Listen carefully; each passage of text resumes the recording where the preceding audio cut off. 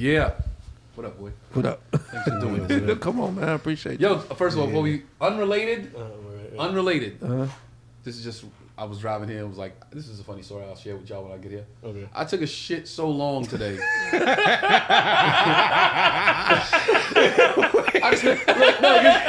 can relate. Go ahead. I took a shit so long. When I came out the bathroom, my son said, "Dada, when did you get back?" Yo, I took a shit so long, he thought I went to work. He thought I was out providing for the family the whole time I was on the toilet. I bust out laughing like, when I get back, he thought I was out making sure I was feeding the family and making sure they had clothes and a roof over their head. I was shitting the whole time. He was in Your there foot kicking fall it. numb? Your feet fall numb? Because have you ever took a shit that Oh, your legs go down? yeah. I had my legs out like this. I just had to extend them. Yeah, man. I had to that's you gotta bring it I had the down. airplane. You know, you on the airplane, you put the seats only go back this far. You put your legs so far. I was like this, like I was on the airplane, like that. Man, you get a damn blood clot. He said, "Dada, when'd you get back?" Like I did a shift. Okay, I did a shift on the toilet. He was like, "When'd you get back?" Yo, and that's how we gonna start the episode, man. We just gonna have some fun this one. This is live from the green room. You know what it is, y'all. My man Joe Feezy in the building. You know who I am. My name needs no introduction. Worldwide, I'm Tony Rock. Yeah. Fourth born of the Rock clan. Yeah. And tonight we have the comics episode. This is the comics episode. Episode 1. We're gonna do comics episodes as many as we can. We can get as many comics on the show as we can. Tonight on our first comics episode, my man Ocean Glapion. Yeah. If you don't know Ocean is the opening act for the Dion Cole tour. What's the name of the tour? My New Normal. My New Normal. My New Normal. He's the opening act for My New Normal tour. Yeah. I knew Ocean for dumb long. Yeah. You know, you're friends with somebody so long you don't remember how you met them. Yeah. That's the same thing with Fox. Like I don't really remember how I met him because we've known each other so long. So the people will know. Give us your origin story. How'd you get into this crazy business? Why'd you want to be in this business? Who was your inspiration? Who was the comic that you was like, I'm gonna be like that guy? Tell us everything. That's funny that you asked that, but I wanted to be an actor at first. That was just my number one goal. I just wanted to be an actor, and I hated the audition process. Like I hated going to like auditions and this, and so I was like, there's got to be a way to get on TV faster. So I started looking like you do when you want to do stand-up. You start watching comedians that you like or whatever. So I would start watching TV, and I just started noticing that it was just comedians that had sitcoms. Right. So I was like, man, let me try to get on TV. So I said, I'm going to try to do stand-up. Okay. And then I took a class. I got this book called The Comedy Bible by Judy Carter. Yep. Yeah, because everybody knows that book. Yep. I took her class, and then she pissed me off because she walked in and was You like... took her actual class. I took her Judy actual Carter's class. Yeah, I took her wow. class. And she walked in and said, I'm not going to do it, but it was nice to meet you. I'm going to have an apprentice do it. And I was like, what? Fuck that. I don't want...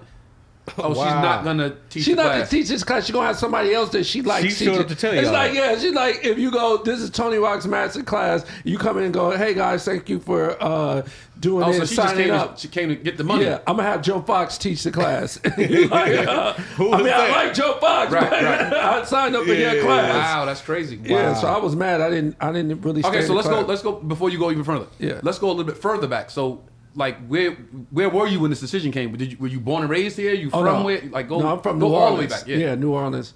So I came here like 20 years ago in 2003. Okay. But I would come for the summers. Like I would be out here for the summers. So I knew LA. I would come and You had hang family out. out? I had family out here to come hang out.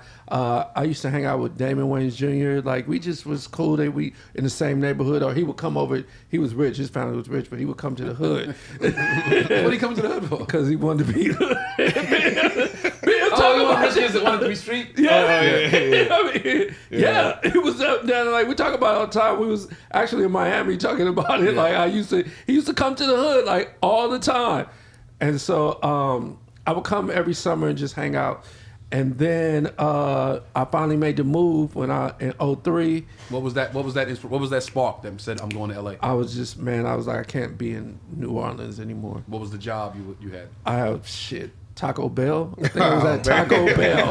Like, you know what I mean? That's where I was at. Like Taco Bell, and taking the meat out the bag. Like, yo, don't eat at Taco Bell. Because 20 years ago, it was horrible. I know absolutely horrible now. Because I used to eat Taco Bell every day. It's not real food. Then when I got in there, I was like, yo, this is how this shit is cooked. Oh, this man. is I still eat it every once in a while, but it's horrible. I ate bad. Taco Bell once. I had the Dorito when they had that Dorito taco. That's and the world was fire, going though. crazy over it. I was like, okay, I gotta try this. I gotta try. So you don't eat fast food, really? I try not to. I haven't had fast food in a long time. Yeah. What's considered fast food though? Is Chipotle fast food? If it has a menu Chipotle outside, is high-end fast food. Chipotle is fast food if you got a little bit more money, right? Right. Chipotle don't drive-through. Chipotle don't have a drive-through. Right, so is that considered fast It's food? high-end fast food, yeah. So you know McDonald's owns high-end Chipotle. fast food. Does it? McDonald's owns Chipotle. I didn't know that. Yeah. Yeah, Chipotle is the McDonald's of Mexican food. No. Yes, it is. McDonald's is the McDonald's of Mexico. It all not know comes out the McDonald's. same. Taco Bell is McDonald's of Mexico. Del Taco is McDonald's of Mexican food. I fuck with Del Taco. I don't eat it no more. I used because there's a taco truck by my house, so Right. all I just go there. Right. But normally I would just be going to Del Taco. Okay, so let's before we get on a fast food tangent. So you made the move in 03, I like you said? Tony keep this. You keep it on straight. No, because we'll turn the whole show into like fast food. Because I still eat White Castle. Oh, do you? I have a rule. See, like you said, look, you said Damon was rich kid trying to be street. I was born in the street, bro. Yeah. I couldn't wait to get the fuck out the street. Right. But I have some things that I still remember from growing up in the hood that I still have a strong bond to my heart, and that was White Castles. Right. So whenever I'm in the city, Fox knows this, whenever I'm in the city, on the road, and there's a city that has a White Castles, I get to eat it Once, night. right. One night. I'll go one night, eat it, and then I won't touch it again. Okay, I know we'll get off this fast food Yeah. thing, but does White Castle still taste the same as you That shit remember is it? still Man, delicious. it's still delicious. And then you have that feeling in your stomach like I should not have ate this. No. That's a rookie mistake right there. If you eat White Castle, whatever you order, I don't care however many burgers you order, fries, onion rings, whatever, you have to drink 2 giant bottles of water after you finish. Oh yeah, Is that what it is? I get 3 double cheese. I get a large onion rings. I might get a chicken sandwich. And I have the 2 bottles of water right there. As soon as I finish, I'll flush that shit out. Yeah. Get it Flush it out your immediately. system. You never said that until the Get it out last time. immediately. Man, I just had me 2 liters of water Yeah, you gotta get it out. took a vitamin and I'm good. I'm And over do here not eat sluggish. it before flights. Don't eat it. If you got to fly the next day, you can't eat it that night. Because you'll be in the air giving out Messed gas. up. Oh, you give They it were out like, gas. they were like this point, because at that altitude, Oh yeah. your body change, like it'll start pushing the air. Oh, Oh yeah, yeah, I'm the good. pressure. You just across the sky. Yeah, I'm good. You I don't even gonna eat punish that. the passengers. But yes, I worked at Taco Bell. I worked at Taco Bell in New Orleans, and then I came out here. I was like, I just got to make the move. So I What just was came to Ocean Glapion like in New Orleans? Who's New Orleans Ocean? Same. I was still on these white hoes. I Still. was about to say. I was still on these You white still girls. had the white But you shit. know, it's not even. It's funny that people think I like white girls. It's more that I like Latin. I'm more Latin than I am white, but I do fuck with the white girls. So, but it's more Latin. Ocean, you have never asked where the Latin chicks are. You always ask where the white because hoes are. I like to, because people think I only fuck with white girls.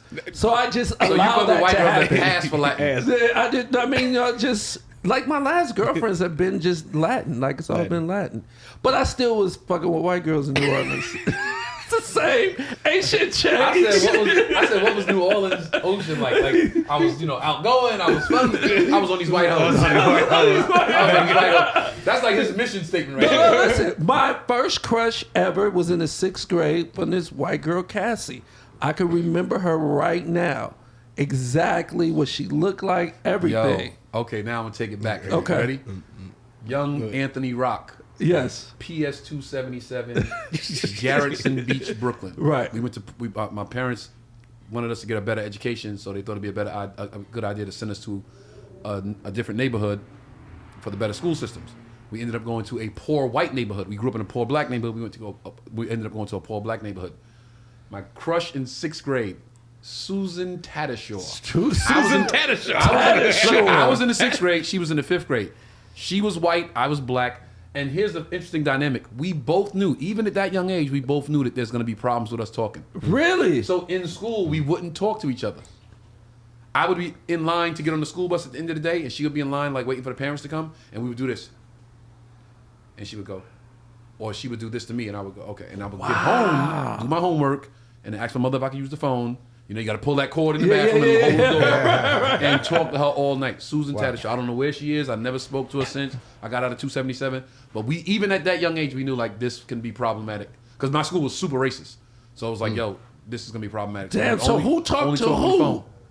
Who talked to who? I don't even remember how it started. I just like I remember she was at 6th grade. Yeah. In 6th grade, I remember thinking this girl is extremely pretty. Yeah. And maybe she took a liking to me, and you know we just hit it off from there. But that's how mine was. Cassie, 6th grade. Cassie, elementary, and I was like, from there, I was like, damn, I mean, I love all races, but it was like, for some reason, it was just drawn more to like other races. You know a nigga don't like sisters as much when he say, I like all races. Like, that's his way of saying, like, yo. Listen, I'm never the one that tries to front on what I like or don't like. Right. Because this life is too quick to be trying to, you know, people shame you into what you should be liking.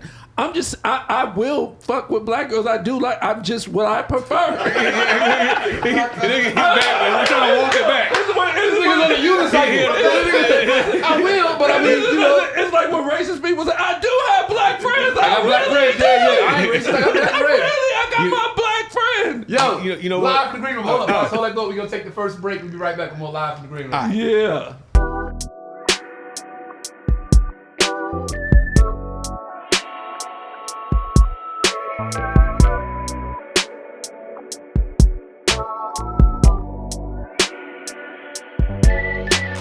Yo, before we go any further, I want to make sure I didn't have it last week. I had it. I actually forgot to bring it. I'll take the L and let y'all know I was being very unprofessional. But our sponsors back in the building, Captain Kirk's Jamaican Rum Punch. Go to Captain Kirk's Rum Punch, get your Jamaican Rum Punch. I'm telling y'all, trust me on that. Yeah. It's the truth. All right, so we jump back in. Again, unrelated. Yes. Okay. Unrelated. The second unrelated of the show. Shout out to my barber. I'm calling this motherfucker all day today. Like, yo, I need a cut, fam. I'm shooting my podcast. I can't go on. Yo, man, my baby about to be born. I said, nigga, priority. Damn. I said, yo, this your second baby. You did this already. I need a cut, fam. Yo, let me tell you, for real, these barbers, man, I don't know how your barbers are, but my barber, this nigga be acting like he rich, man. I be like, bro, I need it, because he only go by appointments. And I'm like, I need a cut. Like, you know, I'm leaving. And I'm like, yo, it's 4 o'clock. Yo. How are you leaving at 4 o'clock? So they today like, yo, my baby about to be born. I was like, my man. Go ahead. My barber send me a picture. My barber don't care nothing about appointments. I make appointment. It's really a suggestion. I make appointment at 4. I'm there at 4. It's 6. I'm gonna get to you. I can't do it. Shout out your podcast. We have an amazing podcast like this one, amazing, but ours is called Since everybody else got a podcast. Nice. We appreciate you for letting us shout that out on your Donnivin, joy. Ocean Glapion, Since everybody got a podcast, check it out. Yes. And this how it's supposed to be, y'all. If you doing something and they doing something, y'all supposed to come together and do it together for a little while, at least, you know, big up each other's projects. Yeah, you know, like we we rappers, do. like, yo, you Exactly. help promote my album, help promote yours. But this is It's real like a shit. feature. Y'all know, you know, they know. Right. Last week we was like, yo, we really talk on this one. We really say what it is. Oh, yeah, Shit we out. going. And like So do Trey told a story and it was like about a comic doing something to him. And I was like, nah, nigga, they ain't names. They like, what the fuck? Like, so he, remember he said, Oh, it's real over here. okay, so look, we're gonna jump right into it. Backstory. I don't know what it is. We're gonna clear the air today. Do you and I have an issue, my friend? Oh my God. Oh my God. Do you and I have an issue? Listen, I want to do it on camera so people see that everything don't gotta be sneak dissing and beef. But just talk real It's quick. like, yo, let's just chop it up. Stay the mic, because you be moving. They got you whole. My sound good, right? Yeah, okay. He'll tell me. He'll tell me. All right, cool. This is state of the art shit, bro. Okay, This state of the art shit. I'm going in.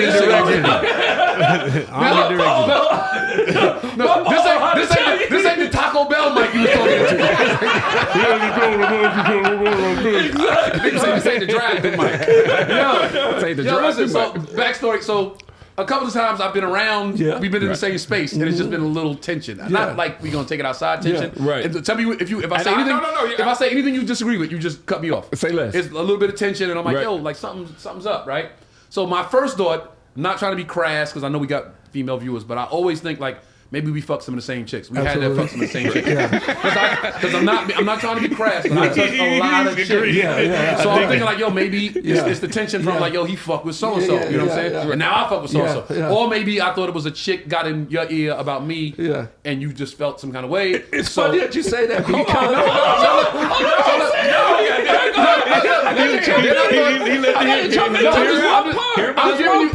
I'm giving you. This is one part. I'm just gonna say because I felt like that about Ruben. I said the same thing of Ruben when I felt like we wasn't getting along. I was like, did I, have sex with one of your girls or something like that? Because that's all it would be. Right. Okay, back. That's all I wanted to say. So listen, just like the man in me, the comic in me is like, okay, here's the level. It could be this. That's a level. That's a genuine thought. Like it could possibly be this. Then the comedian was like, maybe there's some. Like I did a bit that he thought was his or something. And then the real motherfucker in me was like, all right, well, fuck it. Like, if he ain't gonna say shit to me, I ain't gonna say shit to him, and we'll just keep moving. We neither one of us is taking nothing from each other's life. So I was like, all right. This is a real thing, though. I'm so serious, bro. My men, I'm so serious. So they were, but that's why I never knew. That's why I reached out to Ocean and was like, yo, do the podcast. I was like, yo, I got to get y'all on minds first. Because I didn't want to do this on y'all podcast. I wanted to do this on my fucking platform. He wanted to say space. You know what I'm saying? You want to do it on yours, so when you come on ours. So no, when I come on y'all's, it'll be just like, yo, so let's just have a good time. Won't be no tension. We wanted to do the same thing that we was I don't think we did that. We was good. Yeah, we talked about it. Okay, so go ahead, say what it was. Yeah, because he asked me and Ocean been doing all the damn talking. Okay. So to answer your question straight off, no, we don't got no tension, no beef. Right. But I do want to explain. I do want to explain. You know what I'm saying? So what's her name? Ocean. Listen, Ocean asked me. We were talking about people we can get on the podcast and this and that, blah blah. And he brought your name up, and I said, right on. Trey. I said, man, I don't know about Buddy, bro. And he's like, what's up? Y'all got a problem? I was like, nah. I mean, okay, I don't know. I don't know, bro. I don't know. So that's why when you said what you said, I'm like, oh, we in the same place. Right. So he was like, well, what could it be? I said, I don't know if I fucked one of his bitches. I don't know if I fucked his bitch or not. I said, man, matter of fact, so me trying to clear the air, I didn't approach it because I didn't want to approach you and be like, hey, yo, my nigga, we have an issue. We saw each other at the Laugh Factory one night. I had got off stage, and you know that you make that walk up the stage for the bathroom, and you was there. I already know the story. And like Jesse was like, yo, funny stuff, and like some other comment, and you was like, all right, Rock. Like, and I was like, okay, and I just kept moving. So I was like, damn, I felt like that maybe that was his attempt to be like, yo, what's up? You know what I'm saying? But he was trying, like, it felt like this to me. It felt like I'm gonna say something to see if he says something. You know what I'm saying? Like, I'll say what's up to see if he says what's up, because it wasn't like a full-fledged what's up. I'm finna tell you something. It was like this. It was like this. It was like, all right, Rock. I'm finna tell you something from the bottom of my heart. Yeah. You know me already. You know me already. What the fuck you just said is what it was. Okay. I was like, I'm finna speak, but I ain't finna speak. Right. I'm like, I'm gonna break it, like, cause the way I spoke, I'm like, if he be like, man, nigga, I'm like, okay, then that's what it is. Yeah. But I don't want to I ain't gonna sit here numb and not say nothing. Right. We just walk by. So he spoke. I told him about that. I said, yo, we was at the Laugh Factory. I spoke to him, and the nigga was just like, yeah. I'm like, God damn, bro. I'm like, I don't know what bitch it was. Because I ain't gonna lie, I see how you moving. And you like black women, like, you know. Y'all niggas could never have an issue. It was a long time ago, you know what I'm saying? Anyway, so I said, you know what? I'm gonna take it a step further. I'm gonna follow this nigga. You know what I'm saying? I went to the nigga page, hit the follow button. Well, okay. You know what I'm saying? He didn't follow. I'm in the therapy. I'm trying, bro. No, about a week go by, I go back and check. Nigga ain't following nothing.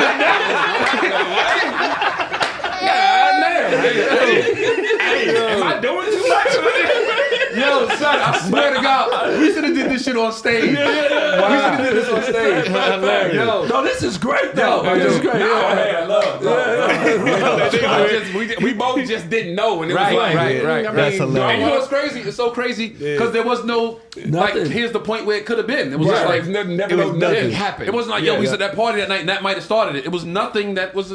Here's how much y'all two are both real niggas though. I'm gonna go with you first. When I first told you, you was like, yeah, I do the podcast, but your man, whatever is cool. No, you said you do it. I said, dude, I'll do anything for you. But Yeah, I don't think you want me to do it. And then I was like, I don't think so. And then you like, I mean, I'll still do it. I won't say shit to that nigga. And I was like, that's some real shit. You'll do the podcast for me. But once Donnivin, I said to him, Donnivin, like, I don't know if you fuck with me, man. But that nigga come, we can be just talking. He can just sit there. I'm like, this nigga's on the same thing. We would have shot two of the worst episodes of a podcast ever. Nigga, we like just talking to you the whole time. Like, anyway, so I was born in Brooklyn. This nigga laugh, I stop. It wasn't even that funny, nigga. Both of y'all are heat checking for what, 8 years? I don't know how long ago that was, but the reality of it is we was both living our lives. Right. We was both doing his thing. I was doing my thing. So we would just cross paths every once in a while. Like I was like, I wonder what the fuck happened. Like, you know what I'm saying? And we never from that point got to sit in a room together. Right. To It just even didn't be happen. like, yo, it was always in traffic. Yeah. So it didn't really Passing each matter. other. Right. Traffic. It was parties. It was comedy clubs. So it wasn't like a space to go, let me Holla at you. yeah. So that's why I'm glad we And did then I this, didn't bro. know what type of guy you was. Yeah. So I never wanted to extend the olive branch. Then you slap it down. I'm be like, oh God, I'm finna turn up. Like, so I was just trying to defeat that, and I was just like, is it worth it? But I'm married, bro. I'm so glad. Yeah. That you aired This this is out. what- Like this was impromptu. I didn't know, but I appreciate it, bro. Like I love that, man. We as black men, we gotta talk, bro. Exactly. We gotta talk, bro. You never know. I remember one of the OGs in Brooklyn told me a long time ago, and this was before I was getting money and anything. It was like little kids. I would play like little kids outside. I would, they had the Nerf football. I'd be like, yo, I'll be the quarterback. Y'all play like. Right. And one of the OGs told me like, yo, that's real cool, man, because they admire you. I don't know if you know that, but they admire you. And he said, always remember that. You never know who's watching you. You never know what young man, young woman, little kids watching you in your everyday life. Right. And just goes like, that dude's cool. Like, you know what I'm saying? So I say that to say, whoever's watching this might go, yo, I should call that guy I had that problem with, because it wasn't really a problem. It just got really weird. a Or that problem. girl says, I should call that girl because we don't even know what happened. We just stopped talking. Because those conversations need to be had. So I was looking forward to this, bro. That's why I was like, yo, I got to get y'all on. Wait, one more beat. Because we were just talking about barbers or whatever. I don't even know if you know this, but we go to the same shop. So I'm getting my hair cut. Goes deeper. This shit goes deep. We in the same. I think your barber's upstairs, right? Yeah, he was upstairs. Yeah, he was upstairs. He's downstairs now. I'm getting my hair cut. He's sitting there, yank, yank, yank, yank. This nigga come down the steps. I'm like, this nigga here too? Nigga, we cousins. He come down the steps, and right when I'm about to speak, my barber turns me. So he walks right past, like, he didn't even see me. Because I was gonna speak, but I wasn't gonna be like, Hilarious. cape around you. Yo, we We'll be right back with more show. Man,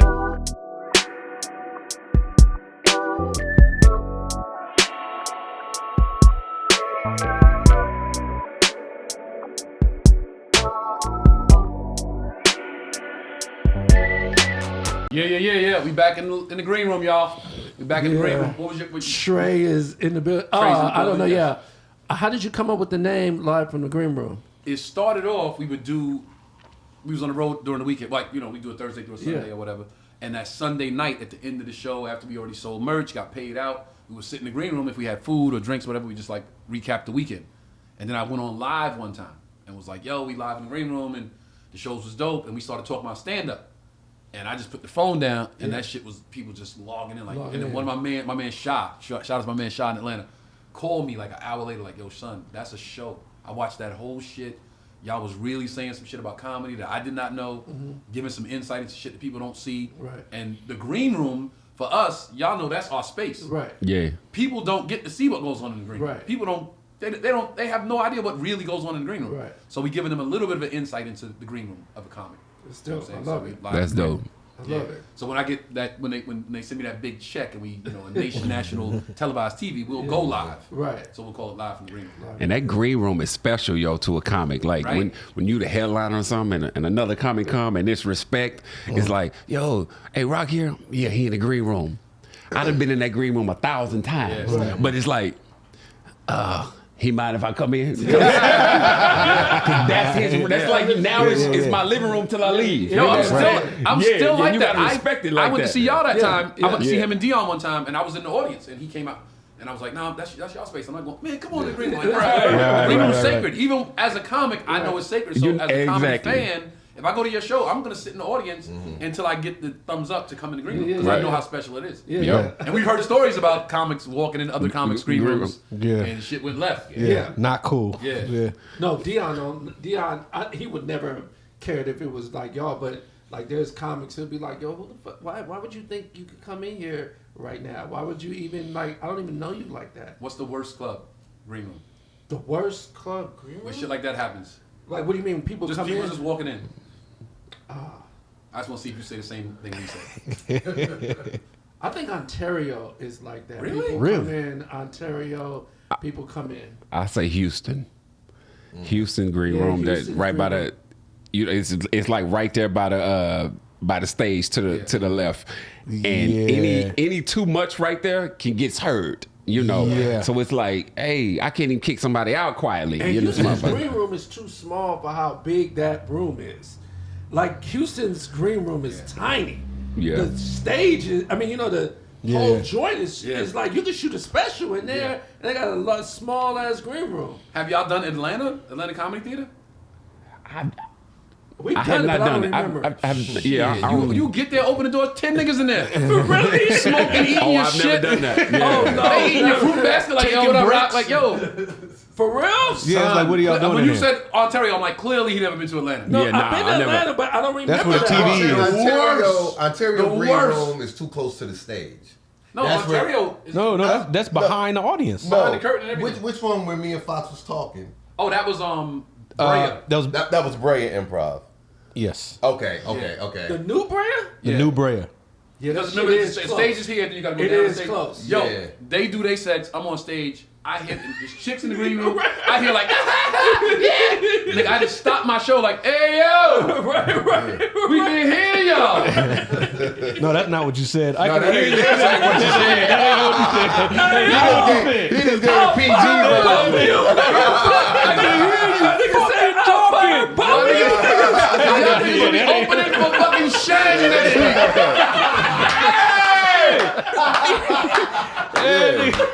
He said I can fucking hear y'all. Opening for Shane next week. He said, hey, I noticed your shit. Cut his mic off for 5 minutes. Bro, opening for Shane next week. That is the most that's about to live in my head for about 2 weeks. When I see Shane, I'm gonna be like, I'll never open for him. Atlanta, I don't remember Atlanta. Yeah, it's bad. The green room's bad. They have no protocol. It's like, it's just like, yo, the green room is just like the city of Atlanta. Everybody's just like, yo, I'm special too. Yeah. You know what I'm saying? They look at you like, like, nigga, so they just walk in. They were already in there. It's like the wait staff was taking their break in there. That's like, this is where we go to take our break until the comics get here. Guest set, they in there waiting for you to come in so they can be like, yo, can I get 5? But it's like 9 of them. So, bro, I can't put all y'all up. Yeah, Atlanta. Do you give guest spots? I used to. Yeah. I don't as much, but I used to. Yeah, Dion gives 0. Yeah? 0. I used to. Wait, that's what I was talking about. My question. Yeah. So, like I said earlier, Ocean opens for Dion Cole's My New Normal tour. Yeah. What's that experience like with you? Because I know it's like y'all doing arenas, theaters. So it's like you went from spots clubs. in LA, comedy clubs, to boom, damn near overnight. Yeah. First of all, how did you get on the tour? Like, what was there a conversation? Was there a showcase? Was there? So we were, you remember this spot, Lola's. I know everybody. Oh, Everybody remember Lola's. Lola's, in LA, yeah. The Martini Lounge, that was great. Off Fairfax. And Dion had just got the head writing job at Conan. Right. So, I knew him. It's like we all know each other because we're in comedy clubs and he come in and, I knew him and we were cool.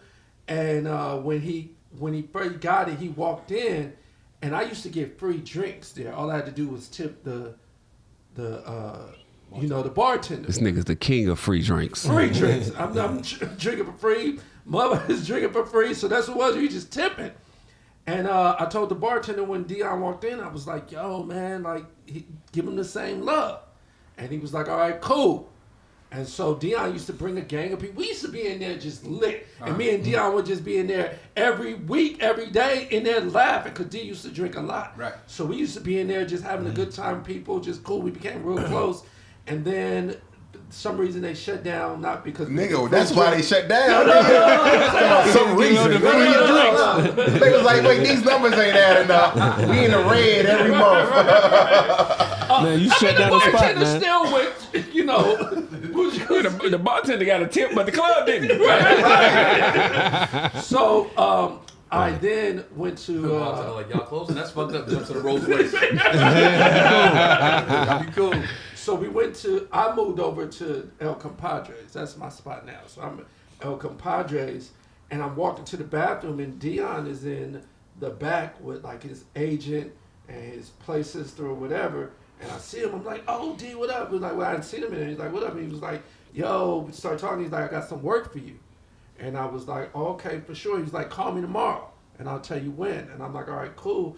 And I called this nigga for 2 weeks, and he did not answer. Ever. Damn. Because I was just going to say, give it up for a nigga saying, call me tomorrow, and he picked up the phone. I was just going to say that, because you know how this town is, call me tomorrow. And I was just going to get that motherfucker a round of applause. No, don't give him a round of applause. He took two. Here's the funny thing. He didn't ever even answer the phone. He told me, I got some work for you at Tommy T's in Oakland or Pleasanton. Yeah. He was like, and it'll be in like in 2 weeks, just call me tomorrow, I'll give you the detail. I kept calling him, he never answered the phone. I'm texting him, never answered. A day before I was supposed to be there, his agent called me like, hey, you Ocean, right? I'm like, yeah. He's like, here's your details for Pleasanton tomorrow. And I'm like, what I ain't heard from Dion. Wait, like, details like they flew you up? No, he didn't fly me up, just the hotel. Okay. He was like, so you know, I'm like, all right, I'll get there. So I got there, then when I got there, I texted him, I'm like, I'm here. And this nigga was like, hey man, you got a belt? And I was like, yeah, I can get a belt. He was like, cool. And then from there we rocked, and then we did Ontario, and then we did Brea. For comics that are watching, it's like what you said about he called him, was like, yo, you got a belt. So sometimes the headliners, you know, in the hustle and bustle, they forget stuff. Right. You know, something they might need, something paperwork, something, anything. If you're an opening act or a feature, make yourself useful in all regards, and that's very helpful for you to stay on the road with a headlining comic. Like I've done that several times. I've had people be like, "Hey man, I forgot to get this," and they'll go get it. I'm like, "Thank you so much." What's funny is, and we can attest to this because we've all, you know, he used to open for D-Ray. No, I was You guys open for Tony and all that. The thing is because other comics are trying to come in to the, you know, or they'll try to talk shit to you about you guys, or you know what I mean, like try to say shit. Right. Why you got you know what I mean? Just Dirty Mac. You need to bring me because everybody think they funny. Everybody's everything. Me, I already know I'm funny, but not even that. You have to make yourself so useful that you can't be replaced. It'll be difficult to replace you. You can be replaced, but it'll be difficult. Yes. Yeah. It will be difficult. One, first of all, I mean, just you have your things that they know you know them. Right. To now go out with somebody else, you got to go through the whole shit again, the whole joint, just the whole, you don't know if you're going to really like him. We brought a security nigga in, and the nigga was on some weird shit, and it was just like, it's just a lot of, you know what I mean? Just a lot of different things. I know how he is. I know when he don't want to talk. When he got this, I ain't bothering. You know, it's a lot of that. Right. You know what I mean? So I just have made myself it's hard to replace me. And plus, I go out and kill every single night. I get it. I was Tracy Morgan's opening act for a couple of years. And Tracy Morgan is the epitome of a rock star. Tracy Morgan, I tell you, Tracy Morgan's the reason why I am the guy I am on stage. Really? Especially after the show. Because I would go sit in the green room, and like we said earlier, the green room is the headliner's green room. Right. So I would sit in the corner, like, I'm not going to touch his liquor, I'm not going to touch his food, I'll speak when I'm spoken to, but when I get on stage, I'll do my thing, so he'll at least appreciate that. Right. And every single show, Tracy would let everybody in anybody want to come in the green room, come on in. That door was wide open. Anybody could come in. Green room full of people, full of chicks, dudes from the Bronx, all his cats he went to school with. Yo, T, yo, you good? Yo, make sure my man good, yo. Like the security guard, yo, make sure Tone good. Eat whatever you want, yo. And I would be like, I'm good. I just need like a bottle of water or a snap or something like that. And chicks would walk in, yo, baby girl, massage my shoulders. Random chicks would come in and give him massages. He'd take his shirt off, start drinking. Show's over. He'd be like, yo, we going out. You broke? Yo, come with us. Take me out all night, party all night. And he was the one that told me, yo, when the show's over, when the show's over, the bitches gotta want to fuck you, and the dudes gotta want to hang out with you.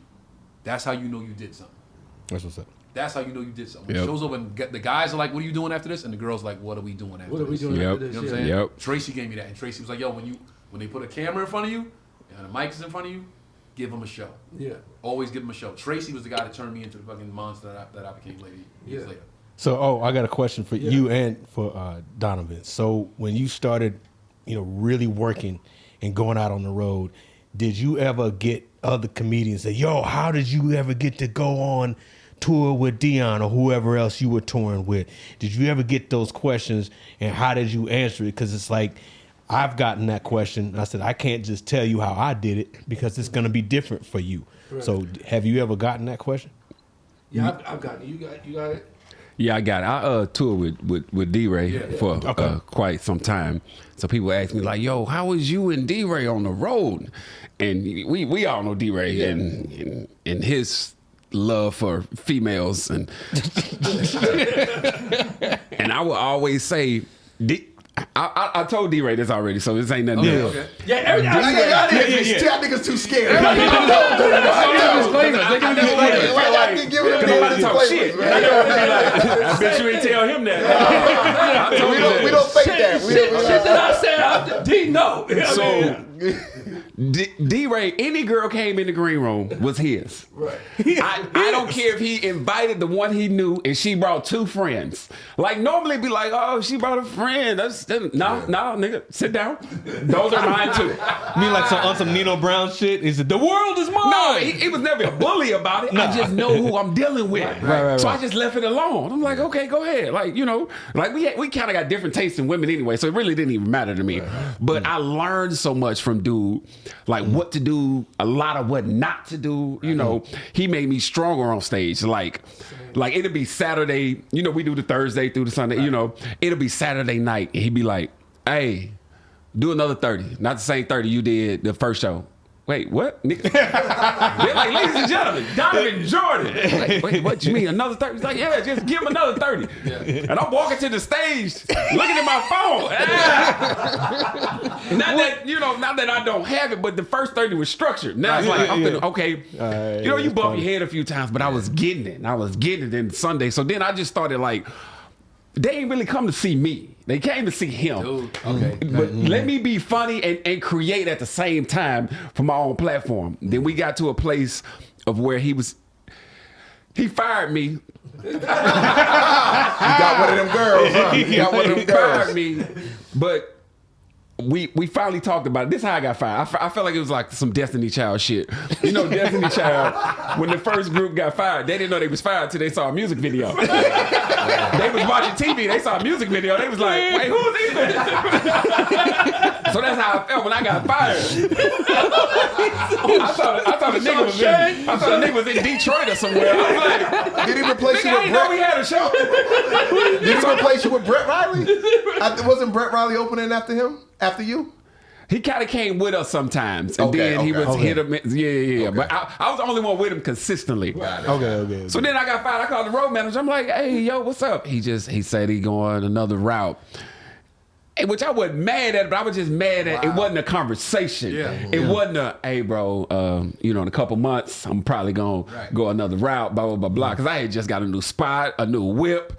Pockets was good. So then when I got fired, I was like, I got to take something back. He said, I got to take something back. And then we finally talked about it. Yeah, I was asking, y'all ever have a conversation? What was the conversation like? The conversation, I said, bro, like, I don't mind it getting fired. I felt disrespected on how you did it. Right. Like, you didn't pull me to the side because I feel like we had 4 or 5 years, like, on the road. Oh, wow. Yeah, and he was just like, man, I had to get rid of you coldly because I knew if I talked to you about it, I was gonna keep you. So he was gonna get sentimental. He's gonna get sentimental. He said, I knew I was gonna keep you, and I knew you wasn't gonna leave on your own. And you're too strong to be continuing to feature. It's time for you to headline. And I was like, shit. That's some Bruh, bullshit. can I tell you a story? Can I tell you a very relatable story? When Tracy fired me, we had 2 shows that night. I did the early show. I come back to the green room after my set. I think Dominique was on that night as well. So Dominique was out. And I come in the green room and Tracy's getting dressed. And he just looks at me. You done. So shit, look, you done. You done. Wow. You put the shirt on, you done. And I'm like, oh shit. Did you say you done what? Like no, Tracy's looking at me and he's just going, he's getting dressed like, you done. You done. That's it. You ain't featuring for me no more. And the first thing you think is you did something for me. Right. That's the first thing you think. Not I gotta suck this nigga dick. You did. I want that noted. So I'm like, I did something. I fucked up. Maybe I did a bit close to his. And he says, you done. Yeah. I don't want you featuring for me no more. You a star. You're not supposed to be a feature. You a star. Go be a star. And then he opens the door to the green room. And remember Caroline's in New York? Uh-huh. The back wall was round. Yeah, right. It was circular. Yeah. So he goes, look at all those motherfuckers standing on the back wall. And there's just a bunch of comics. Because everybody would come to see Tracy in New York. Whole wall, comics just on the wall, just waiting for Tracy to come out. And he says, see all those motherfuckers on the back wall? Those motherfuckers are featured for me forever. Because that's all they want. I don't want that for you. You done. You a star. Go be a star. And that was it. Yep. Yes, and that's shout out Tracy Morgan. I will shout Tracy Morgan out every fucking episode of this podcast. That motherfucker gave me all the game. And I know a lot of comics don't fuck with D-Ray and they got something to say and I let them talk their shit, but he literally taught me so much in this game, bro. I'm very appreciative. Right. I didn't like how it ended, but I'm glad it ended because I took like just what Tracy told you, and I'm like, I poked my chest out. I'm like, you right. It was hard financially, you know, but the knowledge I gained, and I'm still impacted by that and still doing that. It helped. So You know what's cool about D-Ray? I'm sorry. Go ahead, me and D-Ray don't talk all the time, but we always consider ourselves contemporaries. Like even sometimes when I'm on his show, he'll bring me up. He'll go like, this motherfucker right here, we audition for the same movies. We talk to the same chicks. We go to the same parties. This is the dude that I'm in competition with, like when he brings me up. And I always felt like that was some kind of like a cool camaraderie we had with each other. And one time, I forgot where he was. He was on the road somewhere. And I wasn't in that city. But somebody that I'm cool with was in that city. Like, yo, you think you can get me tickets? And I'm like, yo, I'll reach out, man. We don't talk like that, but I'll reach out. So I text him like, hey, yo, bro, I don't want to bother you, but, you know, my man so-and-so and his wife want tickets. He was like, come on, Brock, you know what it is. What time they coming? How many tickets you need? And I was like, boom, here's the name, boom, boom, done, bro. Don't worry about it. I'm like, oh, I appreciate that, man. Thanks. And I kept like over texting, like, I appreciate that, man. Thanks a lot. That was real big of you, man. And he like, nigga, all right. And I was just like so thrown off that he just did it like that because we don't talk a lot. But I was like, he's always been super cool with me, man. Shout out to D-Ray. D-Ray, for the longest, which everybody knows, was an asshole for the longest. Okay, but he's still an asshole. But this thing, we all know he's still an asshole, and he's such an asshole. He gonna think we on his dick for talking about him this long. So we gonna change the subject. Nigga gonna be like, they did a podcast about me. No, the fuck we didn't. Let me look at the camera. No, the fuck we didn't. You didn't see the D-Ray episode, nigga? Right. What you gonna say? So that's a good question then. So that's a good situation. So how long do you think, or how long would you want to feature for somebody? Or is it more of a concern for you to be a headliner with less people in the audience, or a feature with more people in the audience? What will all of us? I see why you late, nigga. You was right. What for all of us in the feature position? How do we feel about that? And I'll answer, but let me let you guys. For me, it's good for both because I do both. So it's not like, Dion's like, oh, yo, you can't, whatever. Like, so I'm grateful to be able to feature for a lot of people, and I'm grateful to headline for a smaller crowd. But I'm grateful for what I got and blessed on what I have. So I love working with D, man. We're like brothers. So it's like, when you hang out with your friends and brothers, it's like you guys go out, you guys are brothers, friends. Like, you know what I'm saying? Me and Donnivin, we hang out all the time. Like, you know what I'm saying? So I love hanging out with D. Like, you know what I mean? We hang out, we chill. It is a great time. So I appreciate that I'm able to still feature for so long. because we are family now. You know what I mean? Donnivin. Ask me the question again. Like, would you prefer to feature for somebody in front of a bigger audience, or a headline in front of a small crowd? Like how he fired you, and it was like, all right, well, let me try to headline. The headline is 15 people in the audience, right? But I'm the headliner. Yeah, like which would you prefer? I'm not an ego-driven person when it comes to this comedy. If it's a mic on and 2 people is in the audience, I'm going with it. You know what I'm saying? I don't care about order and all that. Like a lot of times you get to comedy clubs and it's Donnivin second because maybe they know me, maybe they don't. I don't go, why the fuck I'm second? I should be last. Right. I'm humble about that part of it, that structure. What I'm not humble about is the stage performance. I don't care what number I go, my nigga. I'm the headliner. I don't give a fuck if I'm first. Follow that. Do what y'all want to do, because I'm finna fuck the show up. That's my mentality when I go. And it's probably my own. I don't care, but I'm competing with everybody on the fucking list. Son, we are so like-minded. It's crazy that we even talk this long. My brother told me when I first started comedy, like, yo, fuck who going on after you. Fuck who went on before you. When you get that 5 to 7 to 10 or whatever the fuck. That's your time. It's your time. I'm now the headliner. Do what y'all want to do after me. Yeah. So, but to answer the question, I don't know. I'm not. It's something to think about. I take this over my therapist. That was a great question. Because I feel like I want to be a headliner. I don't care if it's 10 people. That's the ego. It's ego. But if I'm featuring and it's 2,000, 20,000 people, it's like your gift is being shown now. That's where I'm at. So I tell people, oh no, well, Fox, I'll say go. You already started. That's how I feel. Like, I mean, all of us are capable of headlining. Right. You know what I mean? But I'm like, I see people headlining, and they got 10 people in the audience. And I've been on some of those shows, and I'm like, I would rather feature and have 6 sold out shows for more people to see my skills as a feature, because I don't necessarily look at it as a feature. I just look at it like, yo, I'm the next comedian. I'm the next comedian. I can attest to that. The way this nigga burned the light, he definitely don't think he's a feature. He definitely don't think he's a feature.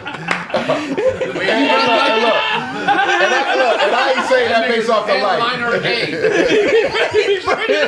What? He said he headliner A. The open liner. I burned the light twice. Nice. I know Fox ain't talking. I know Fox ain't talking. I know I come to see you, Otis. And we already talked about this on the prior. We already talked about this on the prior episode. So let me tell you. So this is hilarious to me. Go ahead. So this is when I would quote unquote burn a light, right? No, yeah. That's a whole nother episode. Trey light me up, boy. So go ahead. So yeah, because just mentally, I'm like, yo, like.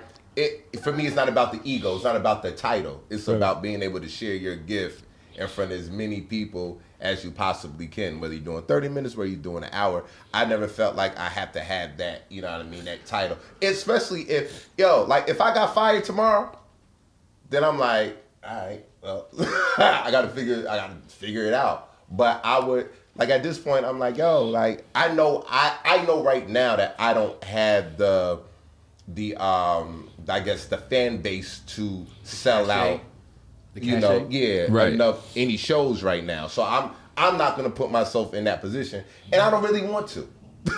Like I don't want to headline a show and see 5 people in the audience. And I know people are like, well, you gotta work your way up. You gotta work. I get that, but I'm like, yo, until I feel like, yo, now it's time, or I can do this and have it the way I would want it, then I'm good with being in the feature spot until I'm able to do that. And I'm talking about doing improvs on the weekend and stuff like that. I don't want to do an improv on the weekend and 100 people show up all for the whole weekend.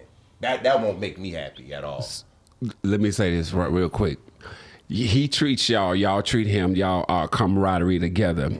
I don't think y'all go first, and then we call that features and whatever. Yeah. I don't feel like he treats y'all like features. I tell him when the show starts, don't even say your host for the evening. Say your first comic of the evening. Right. That's what he is, the first comic of the evening. And that's one thing I would give old boy. I'm not gonna say his name because the show will be about him. So that's one thing I would say about old boy. It seemed like a group effort. Like it's me and him. Like you know what I'm saying. Yeah. Like even when we took pictures, it was just like me and him. So I didn't feel like you know. And that's the thing. Like Fox, I'm sorry, I'm going to let you answer the question, but when I have people feature with me, and I've had quite a few features, in the years I've been going out. Yeah. It's always been more so about like, do we vibe together? Because if you go up and you're not good, I gotta go up after that anyway. Whatever you do before me is like, okay, I gotta go up and fix it, or I gotta go up and ride that fucking wave. Yeah. Right. So I'm going up after anyway. It's just more about like, yo, do we vibe together in the green room, pre-show, post-show? Like, that's what's important to me. If I feel like, yo, this motherfucker don't get it, man, that'll get you fired. Yeah. Like, this motherfucker just don't get it. Like, yo, he wilding out, running outside. I had one cat feature for me. I don't need to say his name, but he featured for a little bit, and he wanted to be the headliner. So after the show, I'm outside, taking pictures and shaking hands, and he was putting on a show in the lobby. And it's like, dude, like we off. The show's over now. Like, bring he putting the show on while you doing pictures. Then Wow. But then it was like, if I invited a young lady to the green room, it was like, yo, so where you from, girl? Where your friends? That was like, bro, turn it off now. We turn it off now. We turn it off now. And then we went to a couple of cities where he knew people that he invited out, which was cool. Cleared it with me, and then ran the light because he had his people in the room. And I was like, see, he just wants to be in my position. Like how does it feel to be me? He was the Eddie Kane Jr. I got love for you, fam, but this ain't the way to do it. This ain't gonna work. This ain't gonna work. That's why Wait, hold on. The Fox answer. Oh, okay. So for me, being a feature is a blessing. We know this. For me, I think there's a progression. Everybody wants to be a headliner. You can't say that you don't. For me, I'm like, there's something that needs to happen in my mind. There's something that needs to happen where I get the status or that credit or whatever. So I'm shooting for that and working towards that, and featuring, being that this is a gift, working on my act and being consistent and playing my position, because that's what I was saying. Like, what do people ask you? How do you get to do this? Number one, you got to be professional. You got to be funny. And it's so long as I'm working towards that, then I'm cool where I'm at. I'm just playing my position and doing a good job and evolving. Because like working with Tony, I've worked with it's been a long time, off and on, since 2000. A long time. And I've had the opportunity to be able to work with other headliners. So I've learned from a lot of these cats, and ultimately I want to be that draw. But I think for all of us, we need to take those steps. Hey, I want to be a headliner and do this thing. And everybody on this whole show, you're gonna get that one lick, and you can be like, all right, this is the thing that I need to take it to the next level. But you know what's funny about that? Yeah. I was still, when it happens, because it'll happen, we're all going to get our opportunities, right? I would still want to work with D. I would still want to do same thing. I would still want Same to do, like, if we were in the same, I would still want to do a co-show. I still would want to work with D. Let me say something about that. When you're working in these clubs like this, your relationship with these clubs are solid. So when they do need somebody, hey, we need somebody to fill in, something that fell out, they're gonna call you. So that is why I like to stay in position, and I think any comic would want to stay in position. No, what he's saying is, once he's in a position, and we just had this conversation last week, it's like, yo, fam, when I'm headlining and when I have a TV show out, I'm like, yo, we still gonna do shows we still that's the whole point of this. What we doing next week? I give a lot of stories based on my brother's experiences, because I learned a lot from him, and he gave me so much insight. Him and Tracy gave me everything. My brother, when he had the Chris Rock show on HBO, hired Wanda Sykes, Louis C.K., Chuck Sklar, Ali Leroy, Lance Cruther, Jeff Stilson. Those were comics that he worked with when he was coming up. He hired his crew to write on the show and be performers on the show. Right. After the success of the show, Wanda got hired by Comedy Central. She got her own show. Louis C.K. blew up. He went on tour. Chuck Slaw got a writing job on some CBS sitcom. Lance went and directed sitcoms. Everybody disappeared because the opportunity was there for them. Yeah. They blew up because of the success of one thing, and then he had to replace them. And he comes in the office one day, and it's 6 new people that he didn't start doing comedy with. Right. And he's sitting there in the office one day, and he goes, "Oh shit, this is a job now." Before it was just me hanging out with my friends. Right. I don't want a job. Right. I want to hang out with my friends. That's so dope. he ended the show. So I told them, that's dope. like, yo, this is gonna end one day because y'all gonna get opportunities. Fox gonna be headlining, Trey gonna be headlining, I'm gonna be headlining somewhere else, and it's just a job. It's just what we signed up for. But I was like, yo, we still gonna be. Yo, let's find a city, let's find a weekend, and let's go out together, bro. Let's do it. You know what I'm saying? You know, when I first started, I don't know how this guys happened with you guys, but it's like, oh, can I work with you? Or you call the club and say, yeah, you got that opener spot or even a feature spot. And then when you show up, they say, oh, they brought somebody. I used to hate when that happened to me. Like I'm about to go up at the club and I can't work because the headliner brought somebody. Now I understand because you don't want to just work with somebody who you don't really know. I have headlining days coming up, and now there's someone I want to have featured for me, and I hit the clubs and I'm like, can I bring my own feature? Because I hate going and people coming in asking me questions, asking me so many fucking questions about Dion. I'm like, man, D is cool. Like, you know what I mean? I don't want to answer any more questions about him. Like, you know what I'm saying? So it's just like, I just want to bring my own feature. Or they come in and they just, it has to be a structure, I think, of the show. A lot of that's what your question was, how it's like a lot of, first of all, I think you got to either live in New York or LA because you ain't going to see these people. When you going through the city, Tone going through a city already, he already got y'all. He don't need no other features. Right. So because he know y'all from LA or however you guys met, but it was in this town, either LA or New York. You in Omaha, you a comic in Omaha, and all your jokes is about Omaha. Like, you know what I'm saying? You can't go out, you ain't going to see in the world, so it's hard to even feature for somebody that's traveling around the country every weekend because your jokes are pertaining to regional. Yeah. And that's a lot of the things, too. It's like, when I started headlining, they would have features in there, and it'd be all regional shit. And they killing, but it's like, yo, you remember over the bummer on 7th Street? And it's like, yo, it's like, you know what I mean? It's like, nah. So that's just the difference, I think. All right, so here's a question. Being in the position that you guys are in with me, that you're in with Dion, that you were in with D-Ray, please tell me about the hate that you received and that you are receiving being in this position. Wait, the hate from where? What you mean? Wherever the hate come from. Other comedians? Wherever the hate come from. I get so much hate. But they don't really hate on me no more because I'm on this stage, and this is just facts. Everybody be like, how you get funny or this every single night. I remember, and I always give you this because I bombed on BET One Mic Stand. If it wasn't for you, I wouldn't be doing comedy. Because you call me up, I always tell you this, I always thank you, and always go, because you call me up while everybody else was making fun of me, like you saying, oh shit ain't shit, this. Because people really don't know me, so you see me coming in, I was just fucking bitches, and that's what you looking at. And I'm being dead at. So they like, oh, they hating on that. And so it was like, people just wanted to see me fail. And you was like, you was real about it. And you was like, like, let's get up and let's just go do an open mic. Yeah. And I was like, you want to do an open, you told me, it's like, nigga, I do open mic still. And I'm like, all right. And then just to see you do the open mic for the comics, like it was a show. Yeah. And so it is a show. Every time you touch a mic, it is a show. But I'm saying, 2 people in the room, 200 people in the room, 20,000. Same show. It's a show.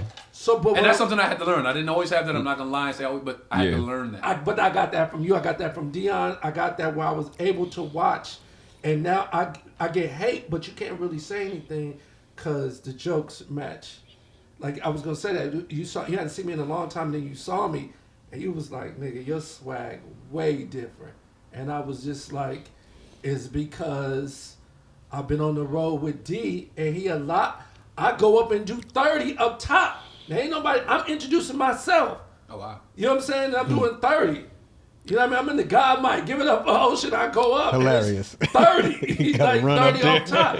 You know what I mean? You got it. I will give you your flowers right now. You are a different Ocean. Yeah. Like, I always thought you was funny, but now you in beast mode, right? Like, I remember seeing you a few months ago, and I was sitting back. I wasn't even laughing because, you still be funny, but as comics, some can be so funny you just don't laugh. You just be like, oh, this nigga cooking. Yeah. This ain't joke. This nigga is cooking. So I see that being on that road, that aura you at right now. It's a great place, bro. It looks good on you. You can take them glasses off, but it looks good. See, I think that's what people be hating. You know this my shit.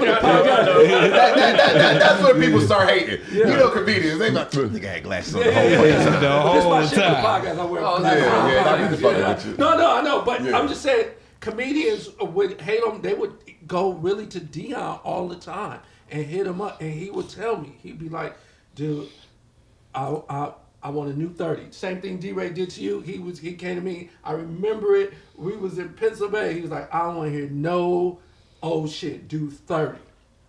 And I was like, damn. He was like, you got to go out and do a new. I'm going to sit in the back.